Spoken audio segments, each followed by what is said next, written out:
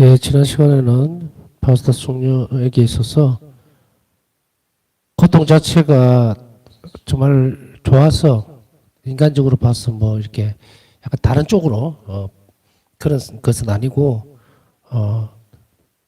다른 쪽이라는 말은 뭐 설명을 했으니까요. 무슨 뭐 고통을 뭐 즐긴다든지 그런 건 전혀 아니더라고 분명히 못을 받고 있죠.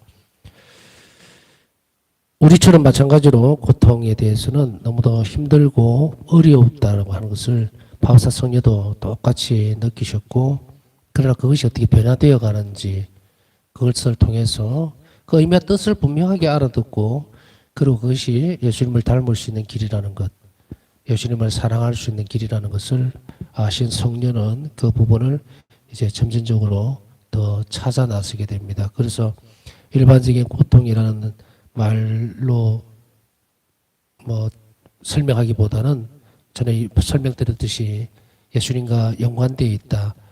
예수님 일치와 또 예수님과 닮을 수 있다. 이것은 십자가라 그랬죠. 그 다음에 일기에 나타난 다음에 인용구는 성인들에게 고통이 영적 기쁨을 누리는 원천이었으며 괴로움이나 비통함이 없을 것이라는 환영을 부수어준다. 고통이 영적 기쁨을 누리는 원천이었다는 것은 맞지만 고통이 영적 기쁨을 누리는 원천이었고 또 괴로움이나 비통함이 없었을 것이라는 환영을 부수어줍니다. 성인들에게는 고통이 막 영적 기쁨을 누리게 만드는 그런 뭐 원천이다. 그거 아니죠. 원천은 예수님의 사랑이에요. 고통 자체에 이렇게 포인트가 딱 맞춰지면 안 됩니다. 고통은 예수님을 사랑하기 위한 그래서만 그렇게 해야만 가치가 있는 것이지 그걸 통해서 고통을 통해서 영적 기쁨을 얻는 그런 원천이 아니고 또한 괴로움이나 비통함이 뭐 못 느낄 정도로 그 정도로 뭐 이렇게 우리하고는 다른 그런 부분이 아니었다는 것을 분명하게 말해주고 있습니다. 자, 일개 살펴볼게요. 괴로움이 밤이 깊어지자 육체적인 고통이 더 커졌으며 정신적인 고통도 함께 있었다. 내 몸은 십자가 나무 위에 펼쳐졌다. 나는 밤 11시까지 끔찍한 고통으로 몸부림쳤다. 나는 영적으로 감실로 가서 성압을 열고 성압의 가장자리에 내 머리를 기대었다. 그리고 나의 고통과 아픔을 유일하게 아시는 그분의 성심 앞에서 소리 없이 흐르게 울었다.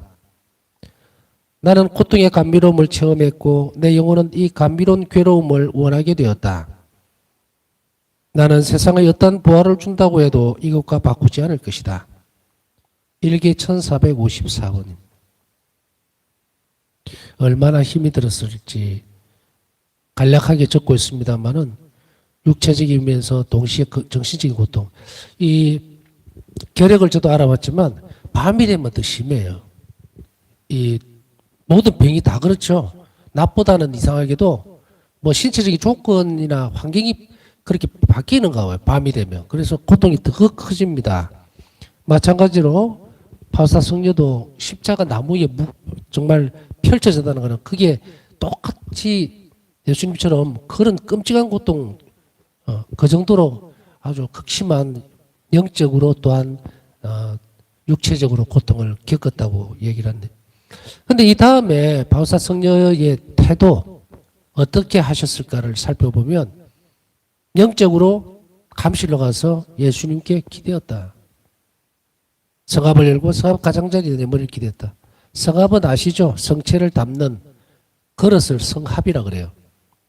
성작은 포도주를 담는 곳이고 그래서 감실 안에는 당연히 성합이 있죠. 그래서 그 성합 뚜껑을 열고 그 가장자리에 머리를 기댔다는 것은 바로 성체 있게 기댔다는 이야기예요. 온전하게 성체께 모든 이 극심한 고통들을 기대므로 인해서 고통이 감미로운 것으로 바뀌어지는 체험을 했다 이 말이에요. 그렇기 때문에 이 고통이라고 하는 것 자체를 그대로 갖고 있은 것이 아니고 그것을 예수님께 가서 그것을 그대로 봉헌하고 드리면서 그것이 바뀌어가는 신비로운 경험들, 그 체험에 대해서 얘기를 합니다. 나는 고통의 감미로움을 체험했고 내 영혼은 이 감미로운 괴로움을 원하게 되었다. 이제 고통의 참된 의미를 알게 되고 이 감미로움이라고 하는 것을 말로 지금 표현할 수는 없습니다. 그냥 단어로 끝내는 게 맞아요. 그 영혼이 가지고 있는, 느낄 수 있는 예수님의恩寵으로 부어주는 극심한 고통 가운데서 주어지는 이 감미로움은 십자가를 칠 수 있도록 만드는 그러한 용기를 가지게 만듭니다. 그것이 단지 이성적으로 머리에서만 이거 예수님이 좋아하시니까, 예수님 기뻐하시니까, 그것이 아니고 영원히 느껴야 돼요. 이 감미로움은 체험한 사람만이 느낄 수 있는 부분이고, 이것을 거쳐야만 영혼은 용감하게 십자가를 치려고 합니다. 그 또한 마찬가지로 사랑에서 흘러나온 감미로움이기 때문에 바로 이것을 우리는 단어로만 지금은 알 수밖에 없어요. 그러나 불가능한 것은 아닙니다. 모두에게 열려 있어요. 그래서 우리가 이 부분들, 고통을 막 견뎌야지, 나는 예수님을 사랑하니까 그 다음에 정말 예수님께서 기뻐하시니까 억지로 밀어나가고 되는 문제는 아니고요. 한두 번은 그렇게 할 수 있을지도 몰라요. 그러나 사랑으로 받아들이게 되면 여러 수십 번, 수백 번, 수천 번이라도 반복해서 받아들일 준비가 됩니다. 무엇 때문에? 은총 때문에 그런 거예요. 그래서 우리는 이런 고통들을 잘 받아들이기 위해서 큰 은총에 기댈 필요가 있습니다. 그 은총은 어떻게 나타납니까? 기도로서만 우리에게 주어지죠. 기도에 대한 부분들은 또 나중에 자비학교라면서 아주 세심하게 잘 다뤄볼 것이기 때문에 그것을 달리 말할 필요는 없을 것 같습니다. 지금은 기도는 시작이자 끝이에요. 모든 은총의 통로는 바로 그것입니다. 행동을 아무리 많이 하고 하더라도 통교라고 하는 그 유일한 방식은 기도예요. 그래서 항상 기도하라고 얘기를 하는 겁니다. 작은 일에서부터 아주 사소한 일에 이르기까지 모든 일들에 대해서 사람과의 관계에서 내 자신을 위해서 현세적인 것에 통해서 또 다른 사람을 위해서 다른 사람의 변화를 위해서 이 모든 것들의 바탕은 기도입니다. 기도에 의지하고 기도를 통해서 우리는 힘을 얻고 은총이 그쪽으로 해서 흘러나오기 때문에 우리는 기도를 통해서 행동으로 옮겨갈 수가 있어야 합니다. 만일에 기도는 열심히 하는데 행동을 안 한다면 그 사람은 어떤 사람이냐면 동맥경화가 같거든요. 혈관이 막혀버린 거예요. 그것을 의탁과 자비의 태도로 녹여버려야 돼요. 사랑으로 녹여놓으면 그것이 그렇게 잘 흘러가죠. 파우스타 소녀가 생애 말년에 쓴 이 글은 마지막 거의 얼마 안 남았을 때예요. 당신의 죽음이 얼마 안 남았을 때 쓴 글입니다. 이 글은 그녀가 하느님의 뜻을 이루는 데서 가장 높은 단계에 이르렀다는 사실을 증명해 준다. 이제 육체적으로 정신적으로 피폐해지고 극한의 상황까지 가 있던 상태에서도 예수님께 그 고통을 오롯이 봉헌하는, 그래서 가장 높은 단계 완득에 이르렀다, 이것을 이야기해 줍니다.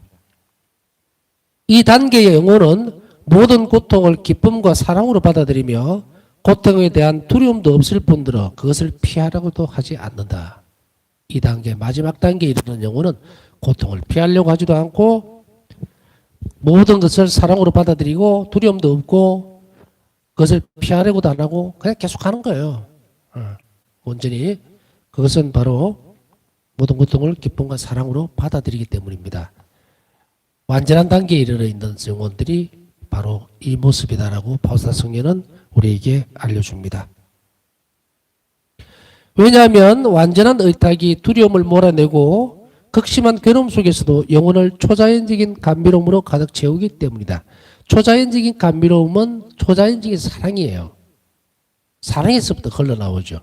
그러면 그 사랑하는 대상에게 완전하게 내어 맡기는 것이 의탁이죠. 그렇기 때문에 의탁은 이제 의탁하는 태도가 커질수록 두려움이 없어집니다. 믿는 곳이 있으니까 당당해집니다. 그 영혼은. 그래서 의탁하는 태도가 점점 깊어질수록 이제 그 사람의 상황, 영혼은 자유로워집니다. 모든 일들에 대해서. 왜냐하면 그 일들조차도 하나님께서 모든 일들을 다 주관하시고 그리고 그 안에서 나를 구원으로 이끌어가는 그런 모든 것들을 감추어 두셨기 때문에 그것을 믿는 영혼은 뭐다? 바로 많이 의탁하는 영혼이라 이렇게 볼 수도 있다 이거예요. 그렇기 때문에 단지 믿음이라는 말 자체만으로 의탁의 태도를 규정할 수 없다 그랬죠. 의탁의 태도를 지금까지 쭉 배워하셨으니까. 그래서 이런 복합적인 여러 가지가 합쳐져서 의탁의 태도를 형성하게 되고 이 의탁을 많이 하고 연습을 하는 거예요. 훈련, 수련.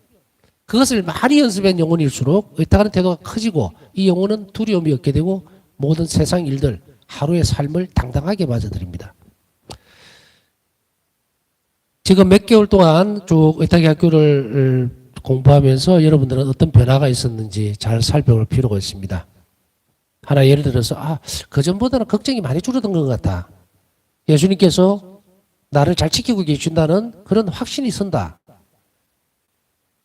또 혹은 내가 하는 일에 대해서 좀 더 자신감이 붙었다. 왜냐하면은 이것은 별로 그렇게 의미 없는 것이 아니라 예수님 마음에 드는 일이라는 것을 내 영혼이 알아듣고 기뻐하고 그러면은 변화가 된 거예요. 그런데 아직까지 모르겠다 이러면 조금 더 열심히 행동으로 실천하셔야 돼요. 그 노래 가운데에서 항상 이런 부분들이 많이 드러납니다. 그래서 우리가 이런 것들을 실천적으로 깨우치는 것이 아니에요. 실천적으로 실행하는 겁니다. 받아들였으니까, 알았으니까 사랑에 대해서 반응을 해야죠. 받은 사랑에 대해서 돌려줘야죠. 그것이 바로 우리가 의탁의 태도를 점진적으로 키워나가는 거고, 그렇게 된 영혼들은 세상에 대해서 걱정이 없어집니다. 두려워하지 않습니다. 걱정거리가 없다는 것은 뭡니까? 그것에 대해서 무관심해지거나 아니면은 완전히 생각을 끊어버린다 그런 단어가 아니에요. 항상 주관자이신 예수님을 믿고 있기 때문에, 하나님을 믿고 있기 때문에 그 영혼은 안심하면서 나아간다 이 말이죠. 이상으로 우리는 파우스타 수녀의 생애에서 의탁의 태도가 발전하는 단계를 고통과 관련해서 살펴보았습니다. 그렇지만 여전히 무언가 좀 부족하다고 하는 것을 느낍니다. 그래서 다음으로는 이제 파우스타 수녀에게로 돌아가 봅시다. 파우스타 수녀에게로 돌아가서 이 부분들을 조금 더 다른 각도에서 살펴볼 필요가 있습니다. 오 그리스도님, 당신을 위한 고통은 제 마음과 영혼의 기쁨입니다. 제 고통을 끝없이 연장시켜 주시어 제가 제 사랑의 증거를 당신께 보여드릴 수 있도록 해 주십시오. 저는 당신의 손이 저에게 보내시는 모든 것을 받아들입니다. 예수님, 당신의 사랑은 저에게 충분합니다. 저는 버림받음과 암흑 속에서, 괴로움과 근심 속에서, 슬픔과 비통함 속에서, 영적 고뇌와 비탄 속에서 당신께 영광을 드릴 것입니다. 모든 것에서 당신은 찬미를 받으소서. 일기 1662번. 이 말에는 하느님의 뜻이 보내시는 모든 것을 완전히 유순하게 받아들이는 태도가 포함되어 있습니다. 하느님의 뜻이 보내시는 모든 것, 좋은 것이든 나쁜 것이든 아니면 괴로움이나 근심 속에 있던 슬픔과 비통함 속에 놓여 있던 영적 고뇌에 빠져 있던 비탄 속에 있던 당신께 영광을 드릴 것이다. 왜? 그것은 하나님의 뜻이 모든 것이기 때문에. 그래서 모든 것을 완전히 유순하게 받아들이는 태도가 포함되어 있다고 말씀을 드렸습니다. 좋은 시절에는 하느님을 찬미하는 것이 쉽습니다. 그렇죠. 기분 좋고 모든 일이 잘 풀리고 뭐 사업도 잘 되고 성진도 되고 뭐 막히는 것 없이 가면 그럴 때 하나님을 찬미하는 것이 쉬워요. 앞에 가로막고 있는 것이 없을 때는. 물론 그런 경우에도 하나님을 찾지 않는 사람도 있다고 하지만 그것은 배제하고 논할 가치가 없으니까 일단 우리가 기분 좋고 또 기쁘고 이럴 때는 감사드리고 미사도 감사함도 드리고 막 이렇게 하는 것이 쉬워요. 그런데 모든 것이 우리 뜻대로 진행되어 갈 때는 그분께 의탁하기 쉽습니다. 기분 좋으니까 일이 잘 풀리니까 술술 풀리니까 주님께서 나에게 축복해 주셨다라고 그렇게 믿고 자주 성당에도 또 갑니다. 그래서 일이 잘 될 때는 평일 미사 참배도 또 가보고 거기서 영성제도 하고 그러나 모든 것이 우리 뜻대로 될 때는 그렇지만 하나님이 우리의 계획을 방해하기 시작할 때 고통이 우리를 덮칠 때 의탁의 태도를 갖기는 어려워집니다. 하나님이 우리의 계획을 방해하기 시작할 때라는 말은 해코지 한다는 말이 아닙니다. 조금 더 양성시켜주고 조금 더 키워주기 위해서는 어려움을 모르고 자란 아이는 시련을 견뎌내지 못합니다. 견뎌내지를 못해요. 시련이라고 하는 가정들, 그것을 거치는 영혼들은, 그렇게 자란 아이들은 생기가 있죠. 그렇지 못한 아이가 가지지 못한 무슨 뭐가 있어요. 그죠? 용감함이라든지 또 그것에 대해서 인내심이라든지 이런 게 형성이 돼요. 그런데 그렇지 못한 상태, 그에는 바람만 불어도 넘어져 버립니다. 마찬가지로 우리 영혼도 똑같아요. 그렇기 때문에 하나님께서는 우리를 시험하시는 거예요. 시련을 허락해 줌으로 인해서 고통을 막 만들어서 부등에 빠지도록 파서 이렇게 만든다는 의미가 아닙니다. 하나님 고통을 보내시진 않아요. 그러나 맞닥뜨릴 수 있도록 했을 때는 허락을 해주시는 거예요. 그렇게 해서 강인하게 만든다. 여기서 강인하게 만든다는 것은 많은 것을 포함시켜서 드리는 말씀이야. 그 안에는 여러 가지 특성을 키워나갈 수 있고 영적 선익을 주기 위해서 그런 것들을 약간 털어놓습니다. 이렇게. 또한 고통이 덮치면 의탁의 태도를 우리는 안 갖습니다. 내가 힘들어 죽겠는데 뭐하러 성당에 가고 기도할 시간이 어디 있냐. 내 문제도 복잡해 죽겠는데 참 재밌는 일이에요. 몸이 되게 아파서 죽겠는데 의사를 안 찾아가면서 방에 들어가가지고 아무도 못 들어오게 문 다 잠그고 그래서 어디로 가자 힘들게 이렇게 하자면 필요 없다. 난 너무 힘들고 나는 고통스럽고 지금 아무것도 안 하고 싶다고 팍 내려가 버리죠. 이런 영혼들은 연습이 되어 있지 않는 그런 영혼들입니다. 어쨌든 의탁의 태도를 잃을 때는 상당히 갖기가 어렵습니다.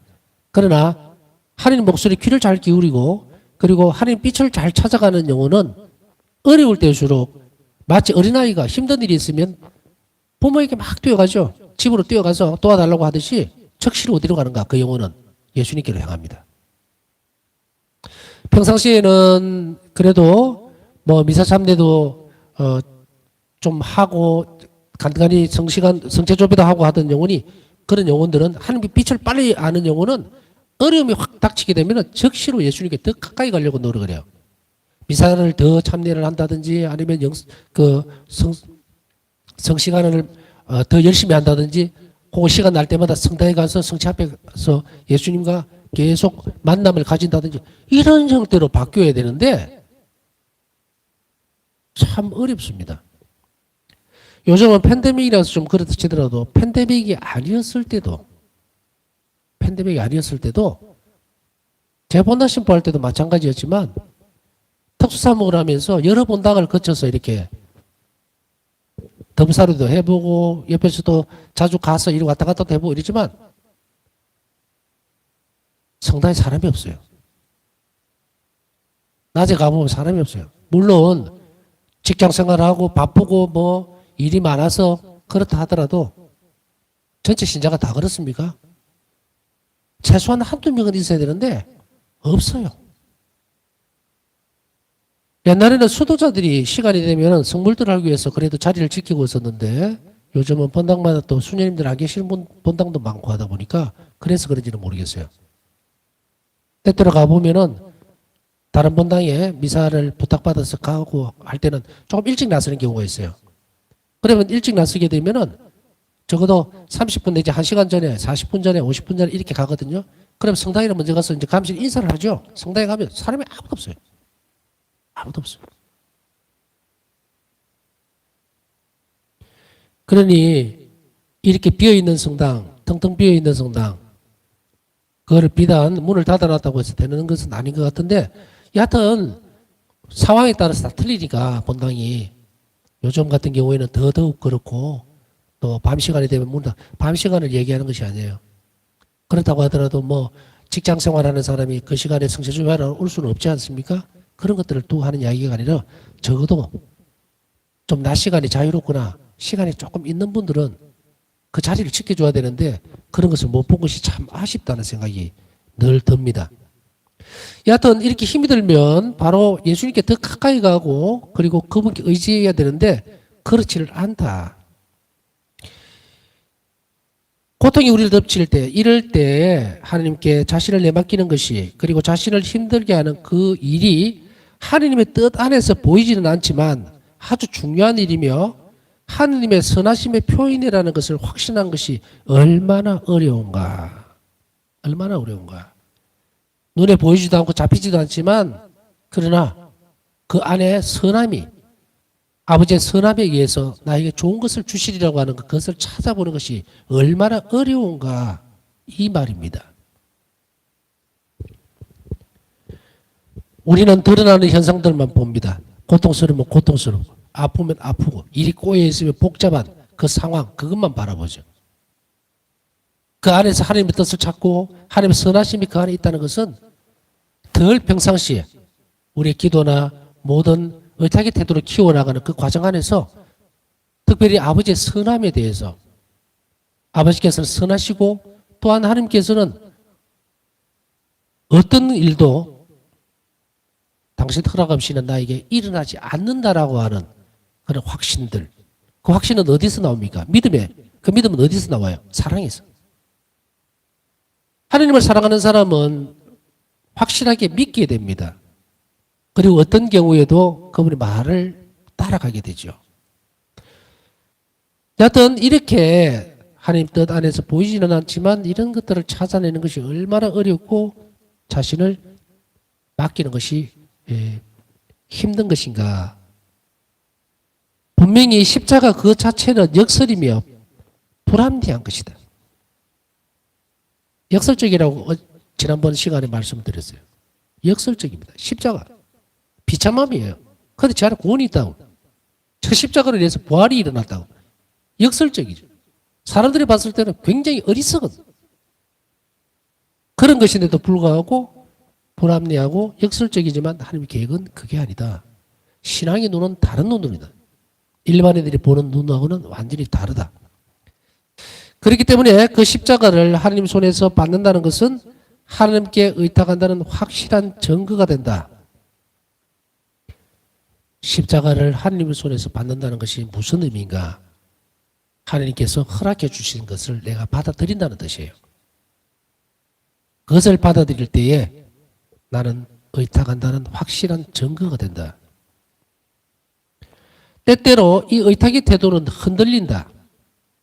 다시 말해 억압된 반항이나 고통스러운 불평, 불만들이 함께 섞여서 나타난다.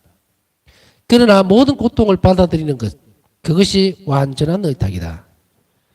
우리가 의탁한다고 하면서도 불평이나 불만 또 혹은 불합리한 그런 생각들, 이런 것들 또 억압되어 있어요. 반항을 해버리는 거. 표출은 되지 않지만 그렇게 눌려진 상태에서도 막 반항하려고 하는 것, 이런 것들, 이 의탁의 태도가 섞여 나와버립니다. 섞여요. 의탁합니다 해놓고도 이것이 계속 묻어 나온다. 그러나 모든 고통을 온전하게 받아들이는 것이 완전한 의탁이다. 저는 버림받음과 암흑 속에서, 괴로움과 근심 속에서, 슬픔과 비통함 속에서, 영적 고뇌와 비탄 속에서 당신께 영광을 드릴 것입니다. 모든 것에서 당신은 찬미를 받으소서. 일기 1662번 라고 파우스타 수녀는 적었으며 이 단원에는 어떠한 불만이나 괴로움도 없다.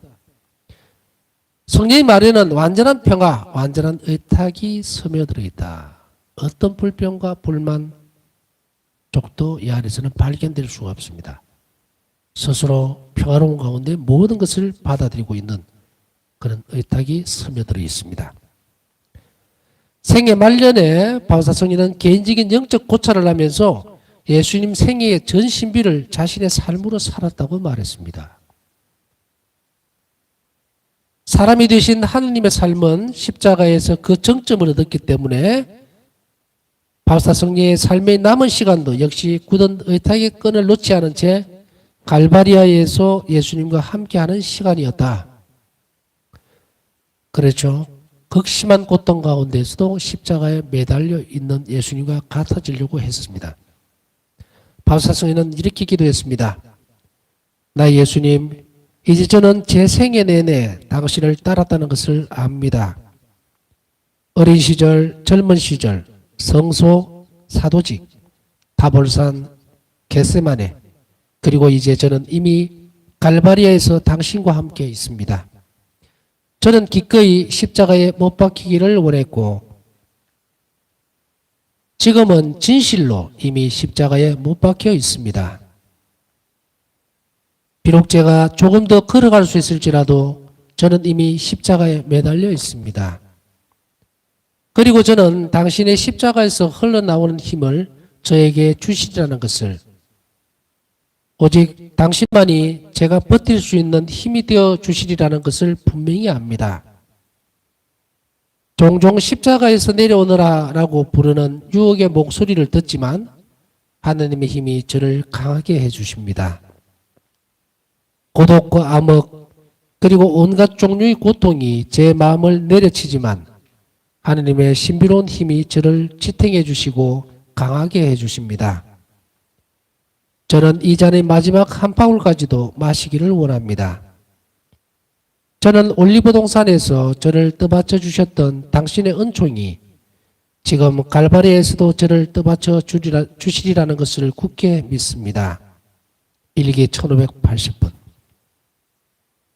파우사성녀는 생애 말년 그의 죽음을 앞둔 임종을 앞둔 그 시간에 이 기도를 바칩니다. 힘써 살아왔고 온전히 당신께 의탁했습니다. 그리고 마지막 순간까지도 저는 이 길을 갈 것입니다 라고 하는 거죠. 그러나 여기서 볼 때에 십자가에서 흘러나오는 힘을 저에게 주시라는 것. 바우사 성녀는 평생 수도 시간에 많은 부분들을 거의 후반부, 중반부에서부터 쭉 넘어가면서는 예수님의 순환에 대해서 너무도 깊이 체험하면서도 동시에 그 신비에 대해서 끊임없이 묵상했습니다.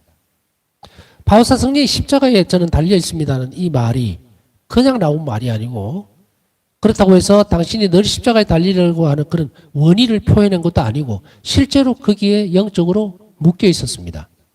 그리고 또한 육적으로는 폐결핵, 옛날에 폐결핵 얼마나 고통스러운지 모릅니다. 처음 시기에 폐결핵은 그렇게 고통스럽지는 않습니다. 그러나 그 당시에 약을 생각해 보면 오늘날의 약하고는 종류가 다르죠.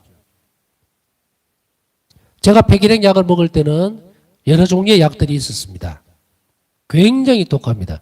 음식을 먹지 않고 그 약을 먹었다가는 이 내장이 그냥 그렇게 됩니다. 견디기 힘들 정도로. 그런데도 불구하고 바우사 성녀는 어떻습니까? 그 독한 약을 먹으면서 요양원이라 해봤자 음식을 제대로 주겠습니까? 일기에는 그렇게 많이 나오지를 않습니다. 정말 그냥 표현하자면 빈속에 속이 차지 않는 상태에서 그 약을 하나만 먹으면요 내 방구석을 깁니다. 속된 말로. 장판을 박박 긁어요. 그 정도로 죽을 것 같아요. 제가 왜 이런 이야기를 하느냐 하면 제가 빈속에 한번 약을 먹었다가 정말 눈알이 뒤집힐 정도로, 그래서 바우사 성녀를 조금은 더 이해를 할 수 있는 것 같습니다. 정말로 이런 열악한 그 음식도 제대로 씹지 못하죠. 그런 허한 상태에서 이런 약을 먹으면서도 견뎌내야 되고 그 가운데에서도 정말로 예수님의 사랑이 극에 달하지 않으면 이런 투쟁을 못합니다. 그런 것들이 일기로 이렇게 예수님에 대한 사랑으로 절절히 넘치면서 이제 바우사 성녀는 당신의 마지막 기운이 쇠진함을 느끼면서 이 기도를 예수님께 바칩니다. 얼마나 당당하게 드러냅니다. 그러나 이 모든 일들이 어디에서 나왔다? 십자가에 달리셨던 예수님의 순환의 힘에서 나왔다. 그래서 저는 이렇게 지탱하고 버틸 수 있었습니다. 또 그리고 마지막 순간까지 저를 떠받쳐 주리라고 믿습니다. 이렇게 됩니다. 그래서 바우사 성녀가 의탁학교 하면서 우리가 공부를 먼저 했지만 순환에 대해서, 특히 예수님의 십자가의 죽음에 대해서, 예수님의 십자가상의 순환에 대해서 계속 항상 묵상할 것을 우리는 다짐해야 되고 또 주의를 기울여서 계속 그 묵상에 몰입하도록 해야 됩니다. 하느님 은총의 도우심으로 파우스타 수녀는 고통의 잔을 마지막 한 방울까지 마셨다. 용기를 가지고 모든 고통과 직면하여 나아가면서 파우스타 성녀는 하느님께 자신을 완전하게 내맡기는 태도를 끊임없이 증명했다. 즉 완전하게 의탁했다. 완전한 의탁은 그녀의 영혼을 내적 평화로 가득 채웠으며 성덕의 정점에 이르게 했다. 파우스타 성녀는 이 생의 마지막에 이미 완덕에 이르러 있었습니다. 완덕을 이루었습니다. 자, 오늘은 여기까지 하고요. 장이 바뀝니다. 이제 의탁의 학교도 얼마 남지 않았지만 다음에는 의탁을 거스르는 죄, 다음 시간에 그 부분을 살펴보도록 하겠습니다. 남은 시간 예수님께 우리 또한 고통이 만만치는 않지만 그러나 그 모든 십자가와 또 고통을 주님 손에서 받아서 당신께 영광을 돌릴 수 있도록 은총을 청하고 그리고 의연하게 주님이 계심을 믿고 그 나에게 닥쳐오는 모든 일들 그런 고통들을 의연하게 사랑으로 잘 받아들일 수 있는 은총을 또한 청하면서 남은 시간 묵상하도록 하겠습니다.